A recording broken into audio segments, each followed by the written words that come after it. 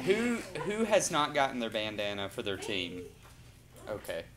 Do you know what team you're on or what? I think I'm 4. Oh, girl, if you're 4, you got to know. I know I'm 4. I thought I was 1 So we announced team 1 and Sheila's dancing in the middle, jumping up and down, and then somebody told her she was on team 4. So. Kayla's green. I'm on how we see. Oh, no, little Joy. She's green. Green. Hey, orange. Let me check. These people who don't know their teams, I need to point team colors. Do you, what team are you on? I'm on the yellow one, but Yep. you're on team and you're wearing it. You can see the picture. I think you're on team 2. There's team 5. I'm on team 2. What is team 2? Orange? You got yourself team 2?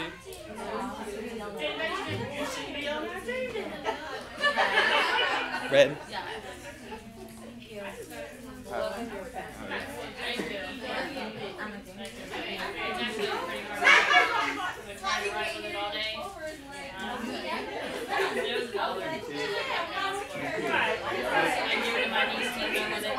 Orange. 5 is yellow.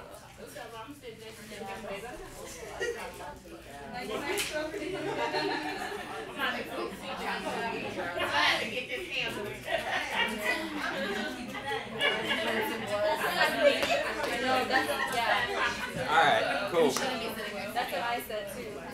Alright.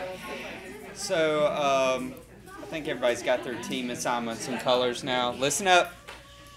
Thank you. So today, we've got several things going on. We've got the lesson we're going to go through.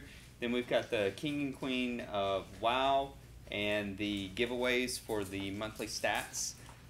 So we want to get through all this and have enough fun time left to play a game so people can get some points.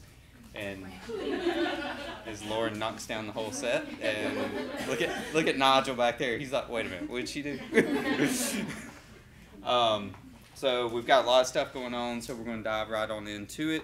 We're talking about the advantages of happiness this week. So we got a video to start out with. In the last 6 months, more than 1,000 books have been published about it. Universities around the world are teaching on it. For 30 years, scientists have been studying it. Governments are appointing cabinet positions to oversee it. The United Nations named an official day after it. Google Analytics prove people are searching for it. In fact, it's one of humanity's oldest pursuits. Happiness.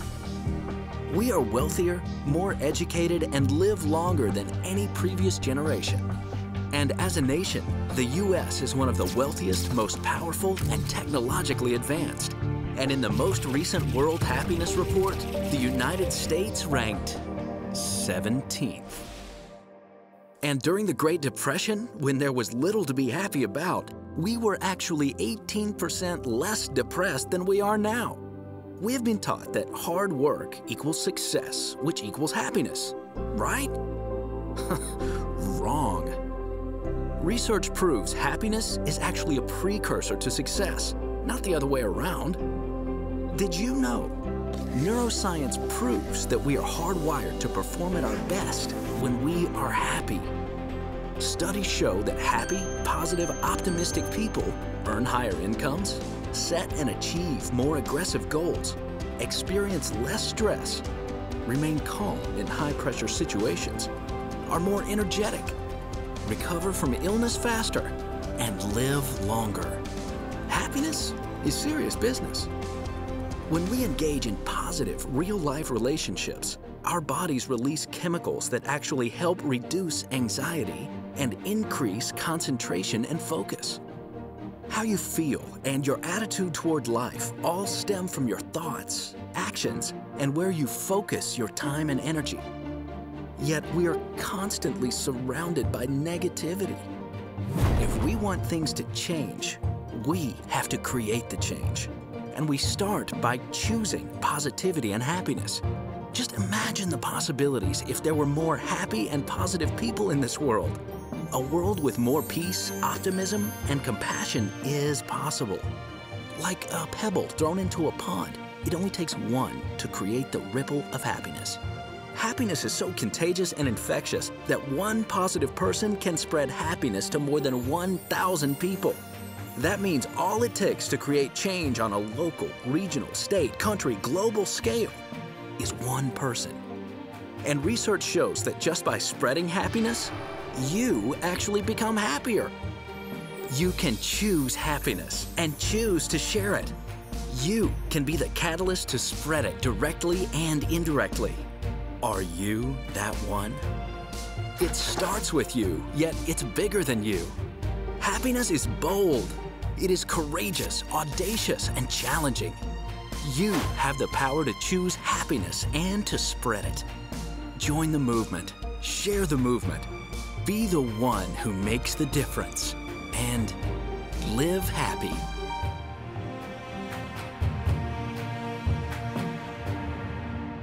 We saw a video on a lot of stats there, so I'm going to give you some updated stats. That video was a few years old, so I will give you some updated stats here. It said that the U.S. ranked 17th overall in the world. We've actually moved up to 14. So we'll count that as a plus. These are the United States stats. So the government scientists have a score that's the happiness index. It's very similar to like the health index of the well-being of people, financial index, so forth. It's based on the same thought process. So the happiness index score of the U.S. is 31. That's down from 34 last year, or the year before. So this is 1 year behind. That's out of 100. So not doing too well there. Women are happier than men. People with an annual income of $50,000 to $74,000 are happier than those who earn between $75,000 and $99,000. Let's try. Yeah. Let's try that. Those with a college degree are happier than those without a college degree.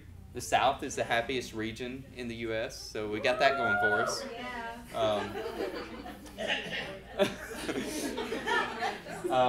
People age 65 and older are in that happiest age group. We determined they're retired. So, and then this one was a huge thing of dispute in the first one. Married people are happier than unmarried people. So we'll leave that one to everybody's own thoughts. So there in your notes, there's. Here we go. I think number 9 would be people with pets are happier. It would be interesting. I knew as soon as you were saying that. I've heard about her dog. That wasn't scored on there, but I bet you're right. I mean, most people with pets do seem. Because a lot of people that doesn't like their source of happiness. Yeah. So, all right. In your notes, take a second, list out 8 things that make you happy. These could be things on a daily basis, overall. Does anybody need a pen? Yeah.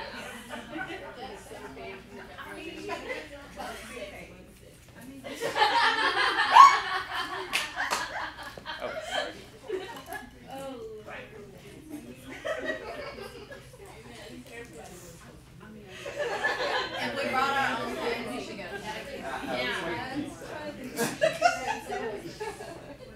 I actually thought about that. That's for you. Yeah, I don't need to see what you write in there.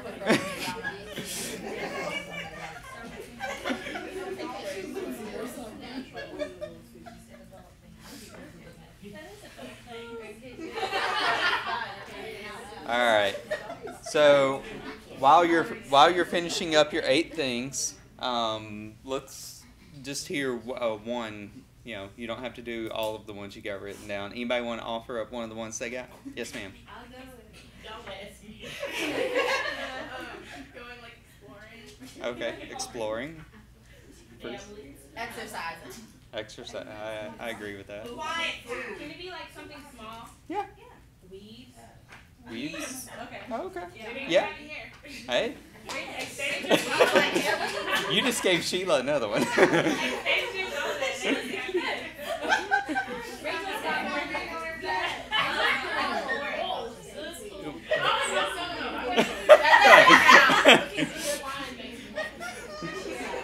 All right.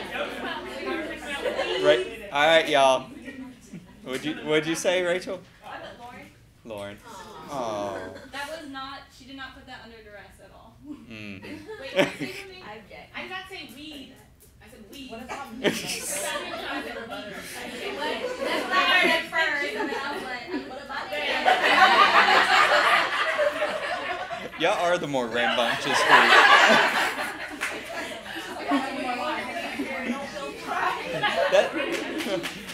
We'll talk about that later on in the lesson. All right. So, for generations, we've been led to believe that happiness orbited around success. We saw that in the video. That if we work hard enough, we will be successful, and if we are successful, we will become happy. So we've been led to believe success first and happiness second. So that's your fill in there. Success first and happiness second. Oh, I thought we were doing it the right way. Happy first. It's what is happiness not. So, we get in this mindset of, maybe you've thought through these questions before of when I get this, I will be happy. When I have this, I will be happy. When I get a new car, I'll be happy. Or when I get this job, I will be happy. Or when I get married, I will be happy. There's a variety of things. When I get this house cleaned, I will be happy. But there's this whole mindset of, with everything, the way we're built in society, every time we achieve that, the goalpost moves. It just kind of moves on out. You get this house isn't big enough. I don't like the layout, whatever. You get into another house, and then you're just kind of like, well, it doesn't have this, or this, or I want this. There's always this constant thing of I want more, and that's our society's just been built in with that over time. So, what is happiness? And it's not. I'm not insinuating that a relationship is happiness. So. But they are happy. Yeah, I guess. No. Oh my gosh. Exactly. No, I agree. In researching what happiness is, scientists, you remember back in the video, it talked about that governments have set up like whole divisions to study this and everything. So there's a scientific group set up to study happiness, often referred to it as subjective well-being, because it's based on how we feel about our lives. In essence, the best judge of how happy you are is you. It's emotions, it's feelings. I cannot say, I can look at and guess if, like, I think Sheila's happy, but I can't say 100% for sure if she is happy. So So would you say that would be the same thing as a sense of contentment? it's along those lines. Most people that are content are happy. Mm-hmm. So that's one of those like emotions and kind of peripheral kind of things around results of being happy. You're content or vice versa. Okay. So scientists, in the absence of a concrete description, they define happiness as the experience of positive emotions. Can I have another one of these? Some kids. Positive. I have another one. No, I'm good. All right. Okay. something else about happiness is it's not blind optimism. It's just not this always just like hoping with nothing based on or whatever, but it's the ability to focus on the positives of a situation in spite of the negatives. It's finding that diamond in the rough with whatever situation, whatever circumstance, or however things are going for us, which is not always easy. A lot of times that is very difficult. You know, and then some situations and people and circumstances make it very easy for us. So there's, you know, it's kind of a tug of war for us, emotions and mentally and even physically at times. So, you know, we understand for us individually what happiness, we know when we're happy. You know, it may not be all the time, there may be things that drag us down, but we understand what the sense of happiness is for us individually. And that can be different for different people because things make each of us happy in different ways or different things do. For some reason in the first session, like Gilmore Girls was like on multiple people's like list of what make them happy. So to each their own.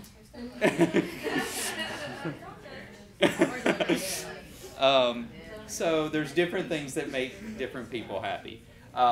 So what we're going to talk about today, and we'll dive into other aspects of happiness, contentment, and emotions and mental well-being, you know, over this quarter at different times. That's not what the whole quarter is going to be over.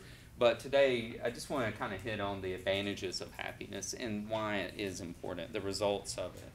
So, you know, we heard earlier, you know, if you're successful, then you'll be happy. If you're happy, then you will work hard, and then you'll become a success. You know, it's the flip of it.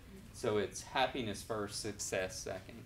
You know, if you're doing something you love, if you're doing something that you're passionate about, if you're involved in something or around people that energize you, encourage you, and, you know, just inspire you to do better, or the situation inspires you to do better, or the environment inspires you to do better, you know, it's easier to be successful. It's easier to do a good job. It's opposite of what culture and, you know, society teaches us.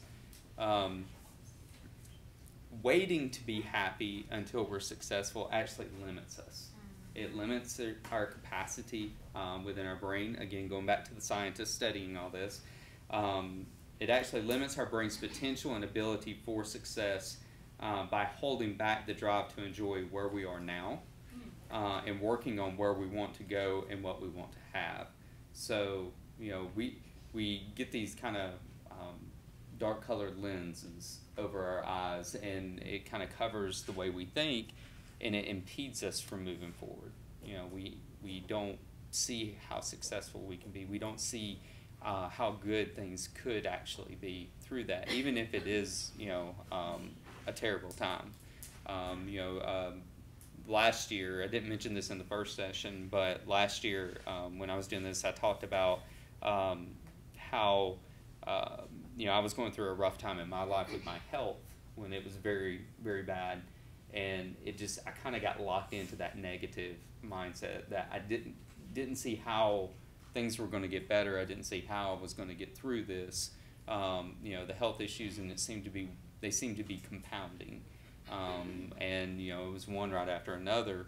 And then, you know, it was changing my mindset, which resulted in changing, like, my daily routine of, you know, being grateful for things, you know, getting out and doing things that I enjoy doing, began changing my mindset. And then at that point, you know, it started helping me it started helping my immune system at that point, and things started shifting for me, and that was 10 years ago, 12 years ago. But when you're in that negative mindset, or you're in that darker mindset, it's hard to see clearly, and it's hard to take those steps that really need to be taken.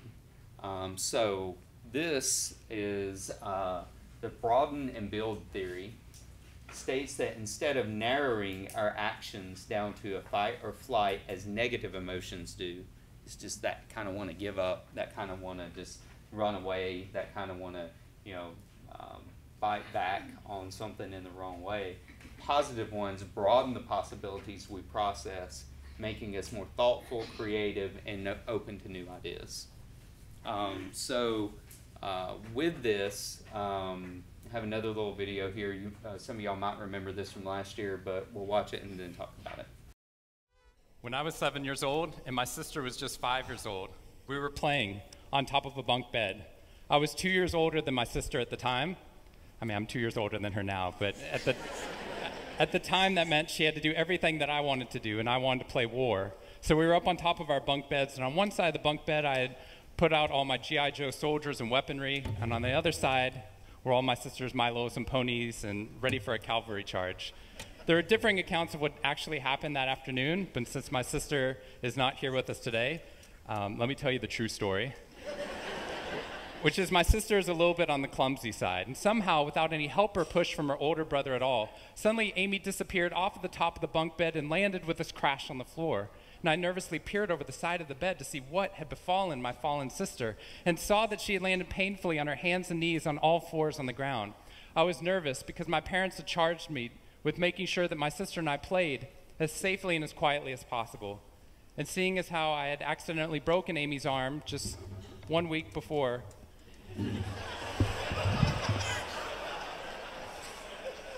heroically pushing her out of the way of an oncoming imaginary sniper bullet,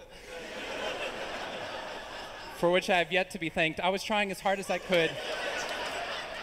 She didn't even see it coming. I was trying as hard as I could to be on my best behavior, and I saw my sister's face this wail of pain and suffering and surprise, threatening to erupt from her mouth and threatening to wake my parents from the long winter's nap for which they had settled. So I did the only thing my little frantic 7-year-old brain could think to do to avert this tragedy. If you have children, you've seen this hundreds of times before. I said, Amy, wait, don't cry, don't cry. Did you see how you landed? No human lands on all fours like that. Amy, I think this means you're a unicorn. Now that was cheating, because there's nothing in the world my sister would want more than not to be Amy the hurt 5-year-old little sister, but Amy the special unicorn. Of course, this was an option that was open to her brain at no point in the past, and you could see on my poor, manipulated sister's face conflict, as her little brain attempted to devote resources to feeling the pain and suffering surprise she just experienced, or contemplating her newfound identity as a unicorn.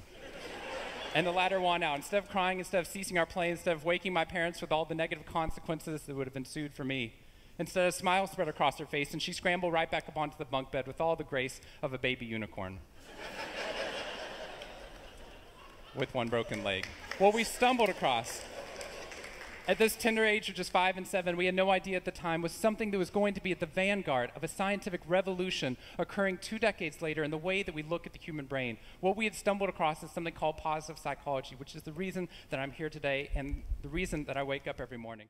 So, that talks about how our brain, in certain circumstances, when we have these positive reinforcement, this encouragement, this happiness, and so forth, reroutes different components, different systems, energy within our brain, which is it's almost a chemical rerouting. Here we go. So positive emotions flood our brain with dopamine and serotonin, chemicals that make us feel good and also dial up the learning centers of our brains to higher levels. So dopamine and serotonin. So if you have ever battled depression, or you know someone that has and they've been on medication, you know, a lot of times it revolves out of these two chemicals are a basis of that medication. So what happens is when, and there's no good way for me to not stand in front of the TV here, it begins from this little component of the brain and then flushes out through the rest of the brain to where actually these two chemicals within the body actually affect every component of your nervous system. So these are the same two chemicals that are released when you have a positive mindset, when you're encouraged, when somebody does something nice for you, you know, when you get that urge to smile, when you're enjoying something that you like, you hear your favorite song, you go running or working out, you watch your favorite TV show. These are the type of things that are going on within your brain. It's releasing these chemicals within there, and the effect, of course, it not only makes us feel good, but it dials up those, your senses are heightened through creativity and other components. Just a small, quick burst of positive emotions doesn't just broaden our cognitive capacity, it also provides a quick and powerful antidote to stress and anxiety, which in turn improves our focus, strength, and emotional power. So for over here, I know it's kind of hard to see in some ways, but right here, this is a brain scan of an individual that is classified as depressed, and then this is a brain scan when they're on serotonin, which is the same thing that we're talking about that floods our brain when we're happy. So it's the activity within the brain is completely changed around, and that's the activity that goes on. So it's not just an emotional thing. It doesn't just, a lot of times we think that our emotions, we put our hand over our heart when we think about it, but actually a lot of it resonates from within our brains. So with this, we talk about it improves our focus, strength, and emotional power. There's actually a multitude of things, and this isn't even all of them, that it actually, the change in mindset, positive mindset, encouraging mindset, that happiness mindset, the results of being happy, just hitting on some of these here, less stress, better sleep, less anxiety, higher salaries, better marriages, better health, better finances, higher results, longer life, more peace, more joy, better career, easier to learn, fewer sick days. All these things are results that happens from that chemical change within our brains, which floods out the rest of our nervous system in our bodies. And there's a multitude more of these that, and you probably maybe have experienced some yourself that's not even listed on here. So we've got these that go on. We enjoy seeing the results of it. So how do we get there? We want to talk about the advantages of it today. We're going to talk more about some of the avenues of getting there later on. But I did want to hit on it today, at least before we left, because it's kind of like one of those things of, you see an awesome cake there, and you're like, well, how do I get a piece of that cake? So I did want to hit on a couple of components of that before we wrap up the lesson. Oh yeah, there's one more here. This is some interesting things. These were stats. Companies with happy employees outperform the competition by 20%. Employees who report being happy at work take 10 times fewer sick days than unhappy employees. Y'all like this? 67% of full-time employees with access to free food at work are extremely or very happy with the current job. Happy employees are 12% more productive. Salespeople that are happy have 37% greater sales. People with a best friend at work are 7 times more likely to engage fully in their work. And then close work relationships boost employee satisfaction by 50%. And these are all include things, most of these are like being happy and everything. Of course, food, that makes everybody happy. But relationships, the people we're around, the environment that we're in, that has a drastic effect on our happiness level or our positive level. So how do we get there? We have to create new mindsets and behaviors that will fuel greater success and fulfillment with small incremental changes in your daily habits.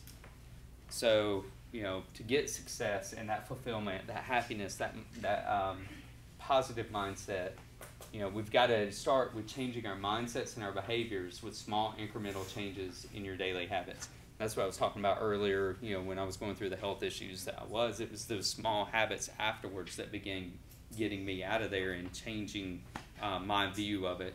A couple of examples of these, pursue meaningful life goals. What's your, searching out your purpose. Look for opportunities to use your strengths, skills, resources that you have of stuff that you're passionate about, that you enjoy doing. Inside work, outside work, whatever that is. cultivate an optimistic and grateful mindset. Be grateful for things, for the things that you have, the things that you experience, and just starting out the day. We talked about in the first session, sometimes that negative or bad moment is just trying to get out of bed in the morning. That can be tough for a lot of us. Before you even get out of bed, just say one thing you're grateful for. Meditation and prayer, staying active, working out and running for me are a huge thing, a stress reliever, and for me. Cultivate a positive physical environment around you. That's one of the things we're trying to do around here at Voice Nation with the environment that we have here, with the things that we do around here, is to create that environment that encourages you, that gives you a fun atmosphere, an enjoyable atmosphere. Give to and help others. Maybe go help someone less fortunate or somebody that's going through a rough time.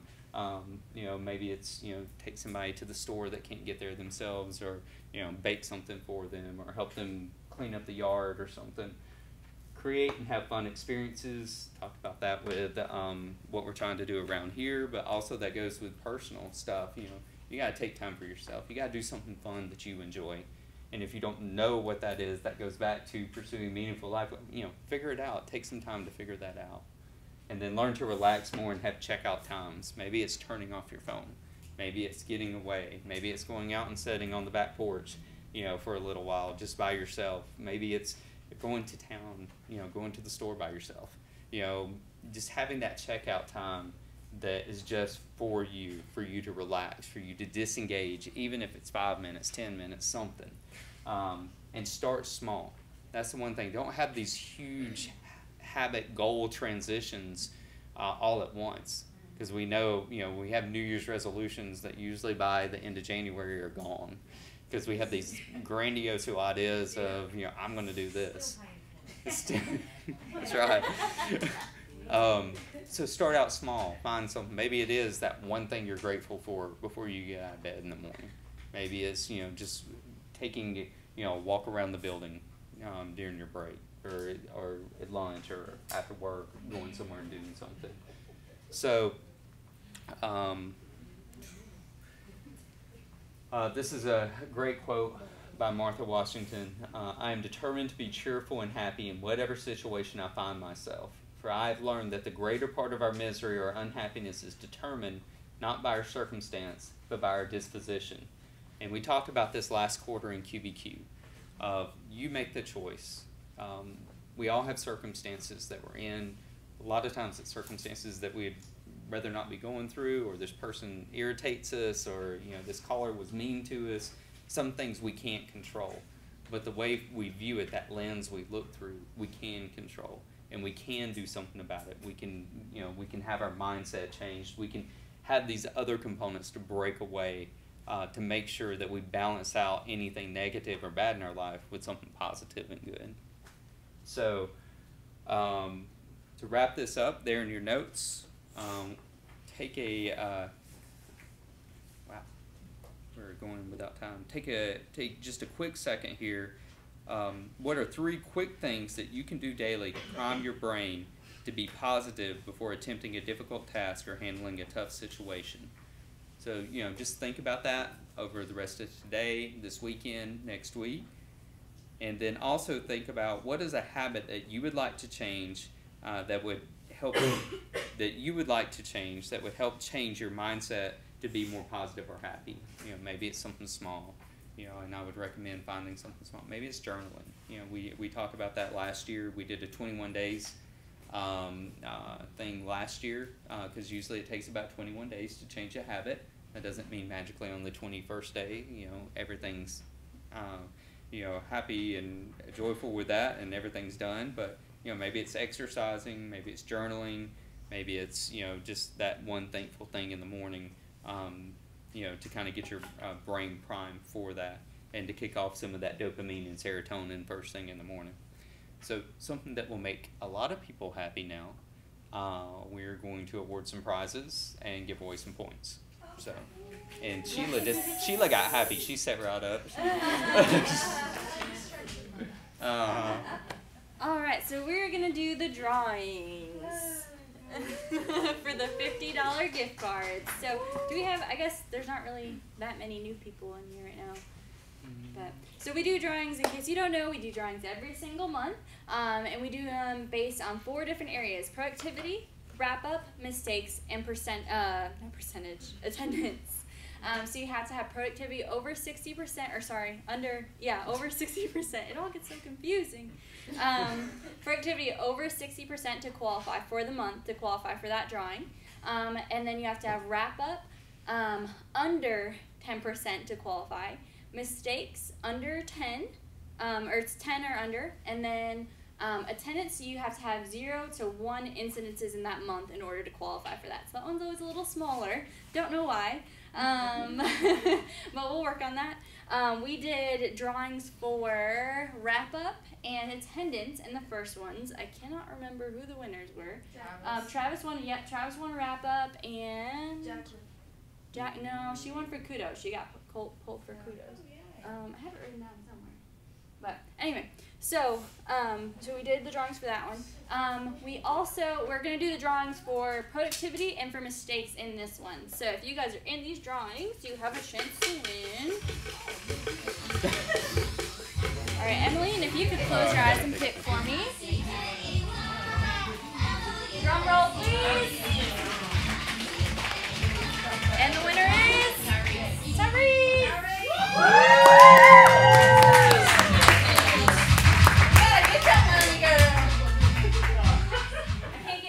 It's the new Mickey Mouse Club. That's the club.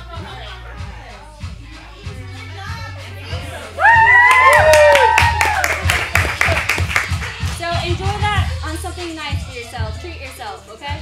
Go be happy. Yeah, be happy. Now we're going to do mistakes. Yeah. All right. Tamara, if you want to close your eyes and pick this one.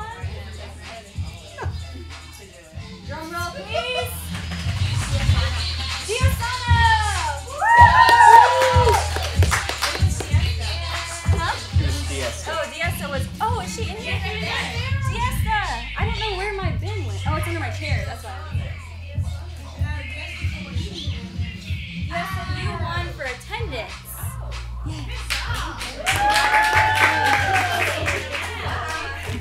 And then Diosana, she works at night, so I'll make sure she gets that gift card. And then we also did kudos. And Jacqueline, is she in here? Yeah. There you are. You won for the kudos, so you get to pick. Huh? So you get to pick between. Oops. You get to pick between a movie gift card, a Zaxby's gift card, Starbucks, or Chick-fil-A.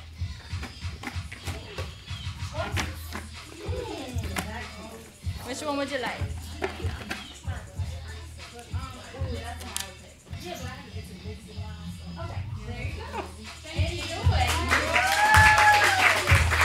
So with the kudos, like I said last month, it might not happen every month, but it did happen again this month. So everybody got a point for each kudos card that was up on the board for them. And then we're going to draw another one. For this one, I'm not going to draw in there. I'll let you draw in there. Draw me. And it is Toby!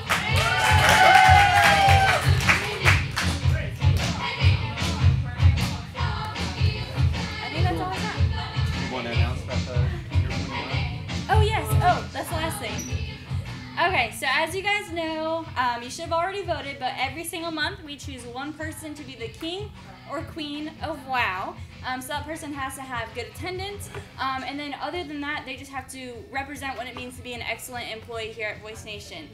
So we had 5 different people that were nominated by our management team this month, and they were Mr. Bryant, our wrap-up king, Diesta, Shayla, Tammy, and Miss Maureen. And this was probably the closest vote that we have had to date. I mean, they were all within 1 point of each other. And the winner was Miss Maureen. So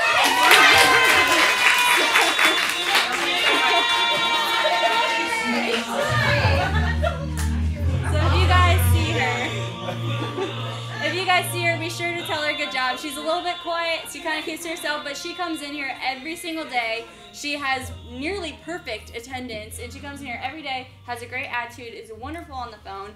She's wonderful to work with, and she's been in this drawing, or this vote pretty much every month because she's that awesome. So I'm glad that she finally won. And so if you guys see her, just congratulate her. Cool. All right. So now we're gonna play a little game.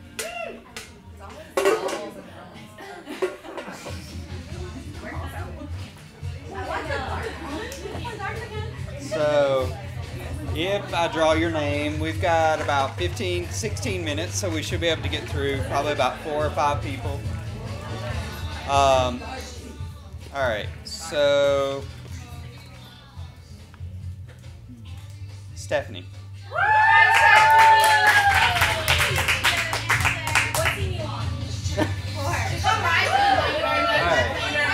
so let's back up just a little bit here. I think it's there. Let me move this out of the way. So this got a little crazy in the first one. So you have all of these balls, or you have a minute to try and get them in the buckets there. You'll get as many points as you get as balls in the bucket, and you can only throw 1 ball at a time. And you gotta make a ball, girl. We need all the time you can get it. All right, on your mark, get set, go. Come on, Stephanie. Come on, girl.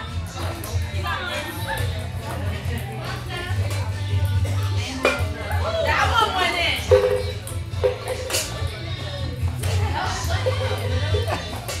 That's part of the game. There you go. Come on, Stephanie. Oh. A little softer, a little softer. There you go. Come on, girl. Stephanie. It's all about the follow through. You're going too fast now. Slow it down. Softer.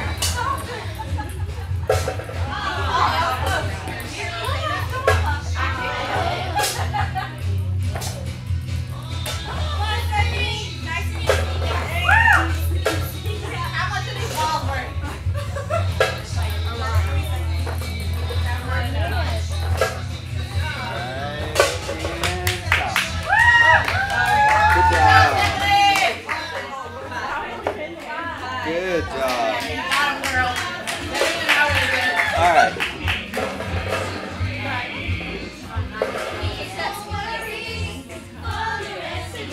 Michelle.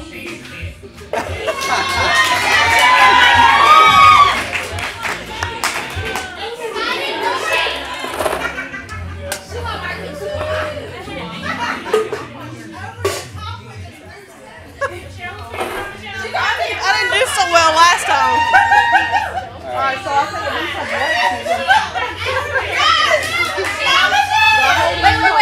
Wait. Which way do you want? Either way. Okay. On your mark, get set, go. The buckets are not in the same place this time.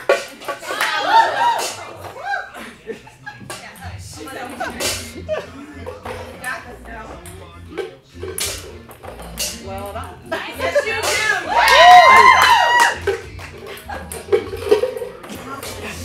I don't know which is better, watching.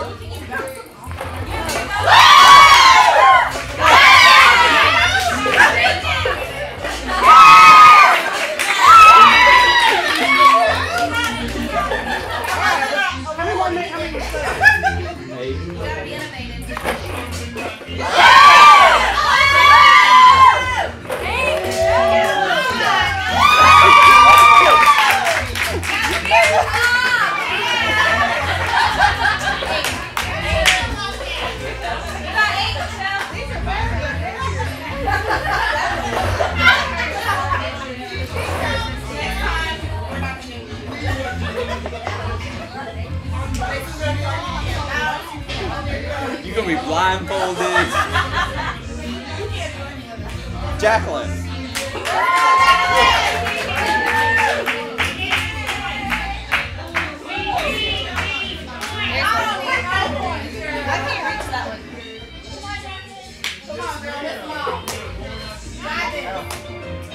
Wasn't really banking on this. Alright. On the mark. Get set. Go. Come on, girl.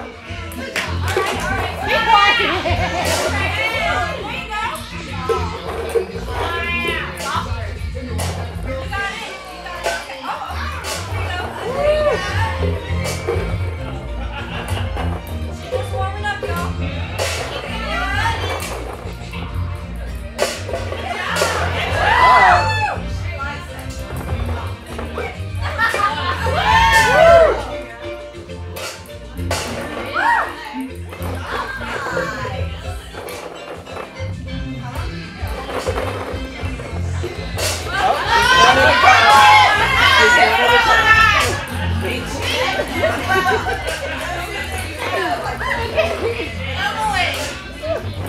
Leave me alone. And stop.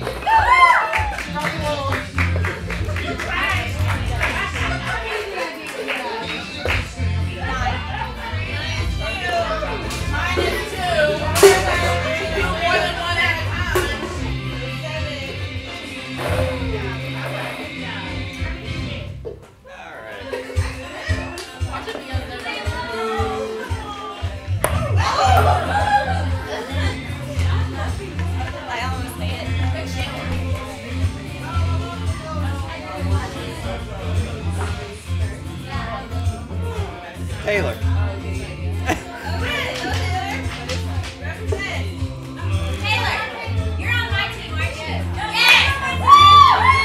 Alright, so just one at a time. On your mark, get set, go. Let's go. Get it, Taylor. Use those beer pong skills, girl.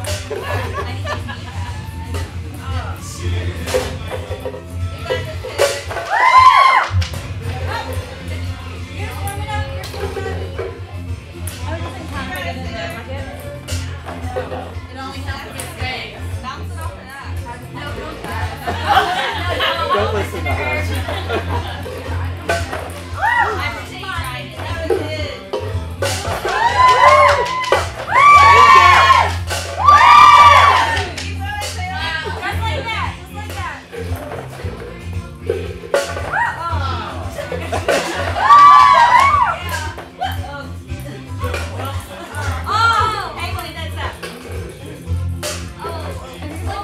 Buckets, like, No?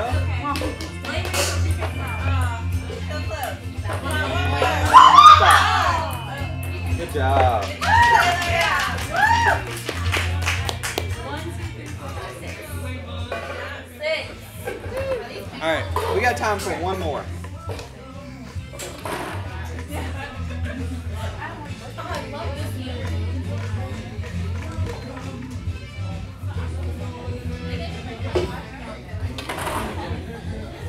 Rachel.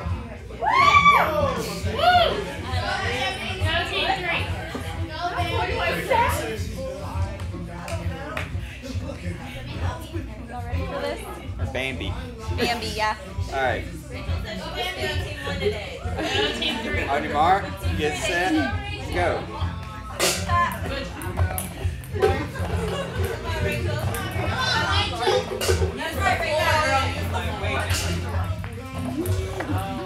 This is about to be fast.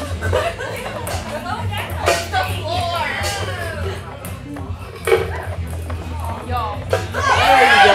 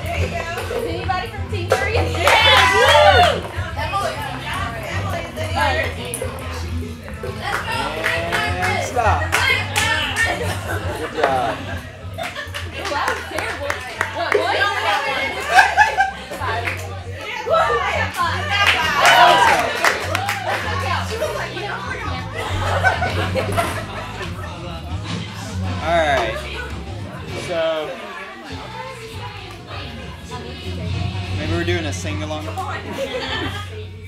right, so points. The points drastically changed from what was on the board.